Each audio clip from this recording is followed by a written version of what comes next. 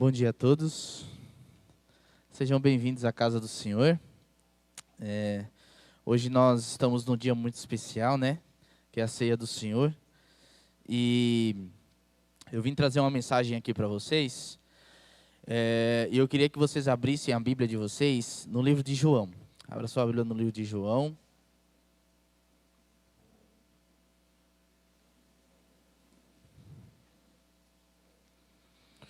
E vamos ler o capítulo 13, versículo 13 e versículo 14.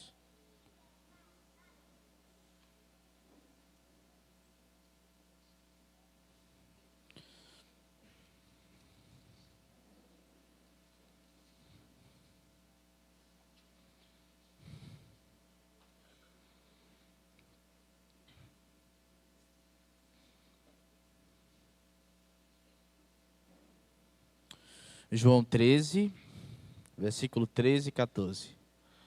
Diz assim. Todo mundo achou, amém? Diz assim: Vós me chamais o Mestre e o Senhor, e dizeis bem, porque eu o sou. Ora, se eu, sendo o Senhor e o Mestre, vos lavei os pés, também vós deveis lavar os pés uns dos outros. Feche seus olhos e vamos falar com Deus. Maravilhoso Deus, obrigado, Senhor, por mais um dia. É tão bom estar na tua casa. Vim aqui para aprender sobre a tua palavra, ouvir a tua voz, entender sobre o teu evangelho. Nós estamos aqui para sair daqui reavivados, Senhor, com o teu poder, com a tua graça, com o teu sangue, com o teu corpo. Então que nesse momento, cale-se o homem e que a minha voz seja a tua voz. E que as minhas palavras sejam tuas e que possamos entender o real significado dessa cerimônia. É isso que eu te peço e te agradeço, em nome de Jesus, amém. João 13, versículo 13 e 14, vou ler novamente, diz assim, ó. Vós me chamais o Mestre e o Senhor, e dizeis bem, porque eu sou. Ora, se eu sendo o Senhor e o Mestre, vos lavei os pés, também vós deveis lavar os pés uns dos outros. Normalmente, quando a gente vai falar de Santa Ceia, e eu escolhi essa mensagem, né? A gente ouve muitas mensagens por aí, falando sobre o vinho, falando sobre o pão. E eu escolhi essa mensagem porque essa frase de Jesus, ela me fascina. Em João capítulo 13, versículo 14, Jesus ele traz um significado muito mais amplo para a Santa Ceia. Muitas vezes a gente olha para a Santa Ceia e a gente olha só para o simbolismo, né? A gente diz assim, ó, mas o vinho, nós temos aqui o vinho, nós temos aqui o pão, nós temos ali o suco de uva, olhamos para o sangue, olhamos para o corpo de Cristo e esquecemos do principal significado da Santa Ceia, que é servir. Tem uma frase bem famosa que diz assim, se você não vive para servir, não serve para viver. Qual o nosso objetivo aqui nessa terra? O objetivo de Cristo, o único objetivo de Cristo era servir. Quando Cristo veio a esse mundo, ele trouxe um objetivo único. Ele nasceu como um ser humano e ele veio para morrer em nosso lugar. O nascimento de Cristo foi um nascimento de servo, né? A gente olha para a história de Jesus e os fariseus, os saduceus, os escribas, né, quando estudavam sobre ele, lá em Isaías, viam apenas a parte gloriosa, que Isaías escreve a partir do capítulo 60 até o 65. Um Deus que viria com poder, um Deus que viria para derrotar os romanos. Mas a gente começa a olhar e a gente vê um Deus que nasce numa manjedoura. Né? Ele se transforma como ser humano, vem até nós como ser humano e ele nasce numa manjedoura. E eu queria que você refletisse comigo. Um Deus criador. Um Deus que transforma átomos, células em coisas extraordinárias, né? E agora esse Deus, ele se iguala a nós. E ele nasce numa manjedoura. Ele já nasce servindo. A história diz que Jesus, desde o capítulo 1, os evangelhos ali, né? O único objetivo de Jesus era servir. A história diz que desde o princípio, Jesus veio para servir. Ele serve seus pais, ele serve as pessoas, curando as pessoas, alimentando as pessoas. Toda a vida de Cristo foi servir. E no momento crucial da história de Jesus, nos momentos finais, a Bíblia diz que Jesus, a primeira coisa ao receber os discípulos que ele faz, é mostrar mais uma vez que era servo. Quando Jesus ele veio, e falando novamente sobre o Jesus glorioso, a gente poderia dizer assim, mas pastor, Jesus tinha um grande poder, tinha só os milagres que ele fazia já era uma demonstração de glória tremenda. Mas para aquele povo ainda não era suficiente. Mesmo assim, Jesus ainda era pobre, Jesus ainda era servo, Jesus ainda era humilde. E no momento em que Jesus ele chega para praticar o maior ato de salvação pela humanidade, no momento, um dia antes, ali alguns dias antes, ele faz um dos atos mais lindos que eu e você podemos ler na Bíblia. Eu queria que você lesse de novo comigo. E eu queria que você lesse comigo a partir do versículo 12. Olha só, versículo 12 diz assim, ó. Depois de ter, capítulo 13, versículo 12. Depois de ter lhe lavado os pés, tomou as vestes e voltando à mesa, perguntou-lhes, compreendei-vos o que vos fiz?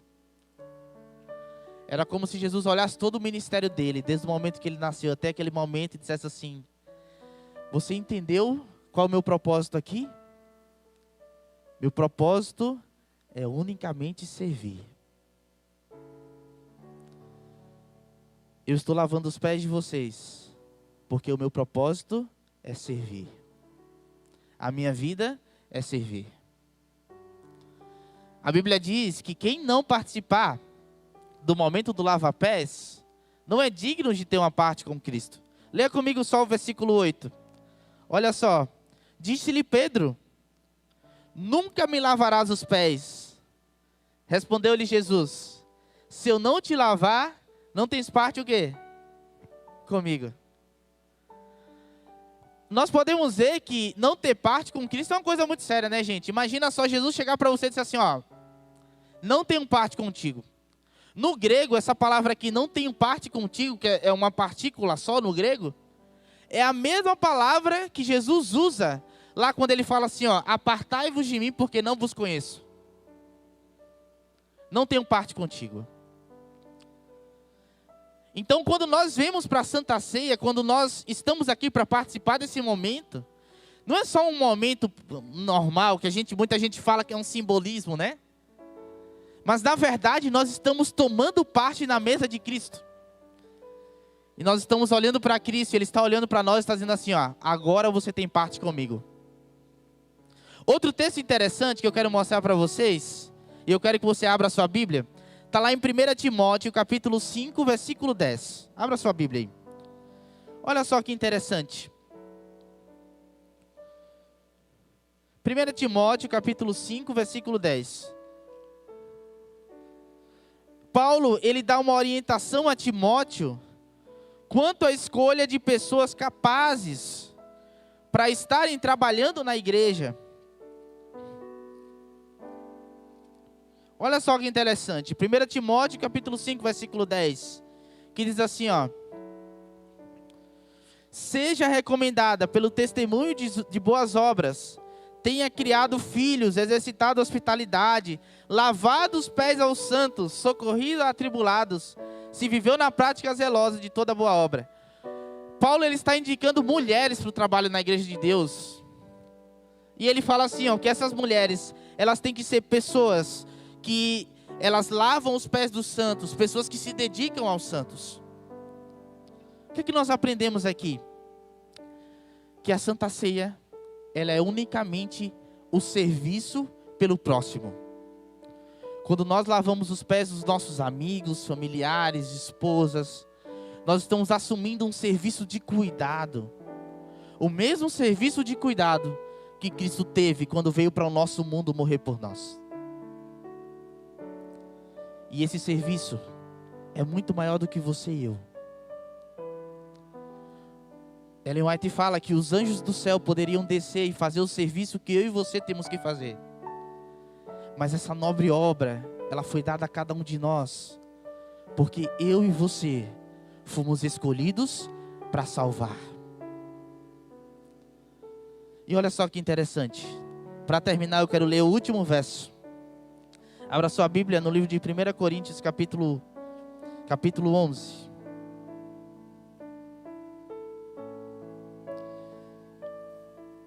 Primeira Coríntios, capítulo 11. E vamos ler ali 2 versos.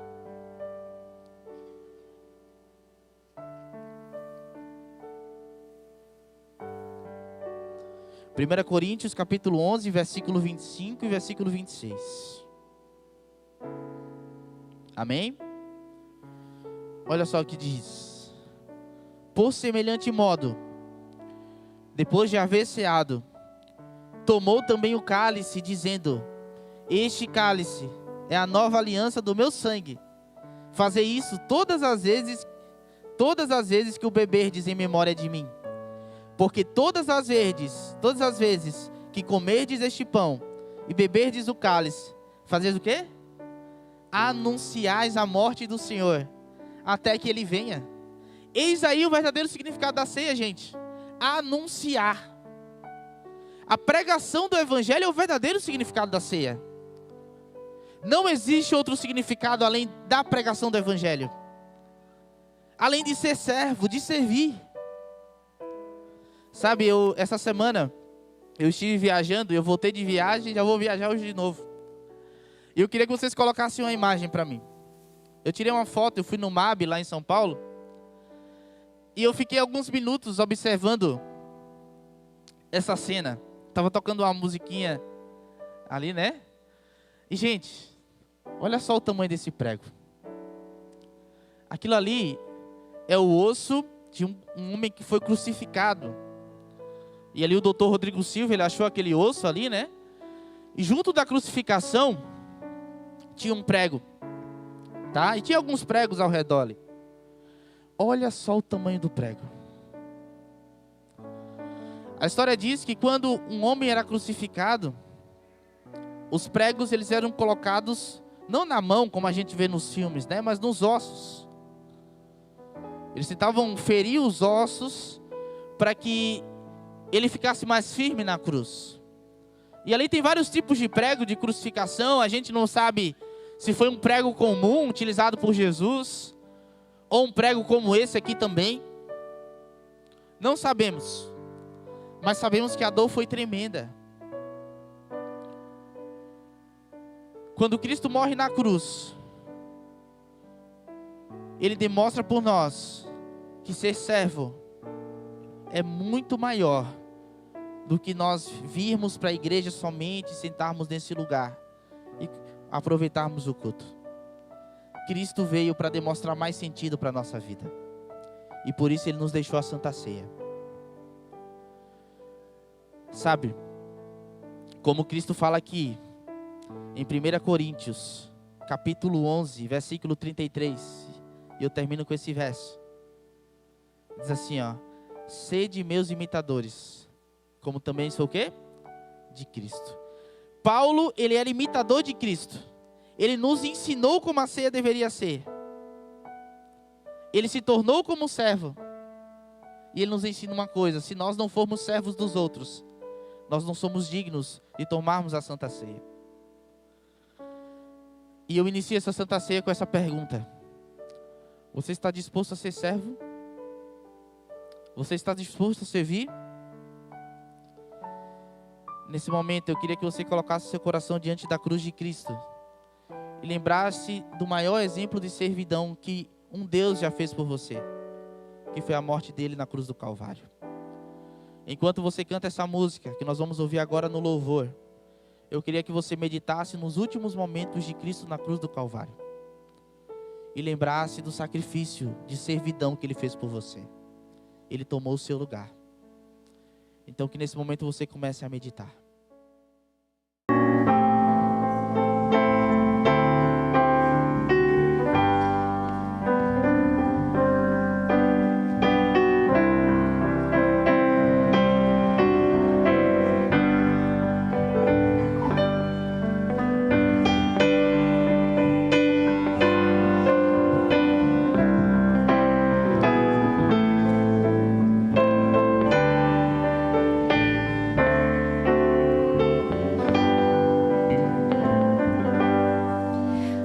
de cruz se erigiu, dela o dia fugiu, em sinal de vergonha e de dor.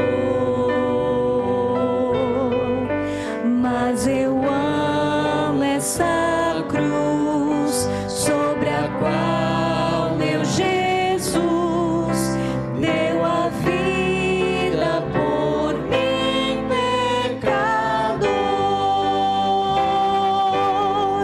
Sim, eu amo a mensagem da cruz. Até morrer eu a vou proclamar. Levarei eu também minha cruz, até por uma coroa trocar. Só a igreja. Desde a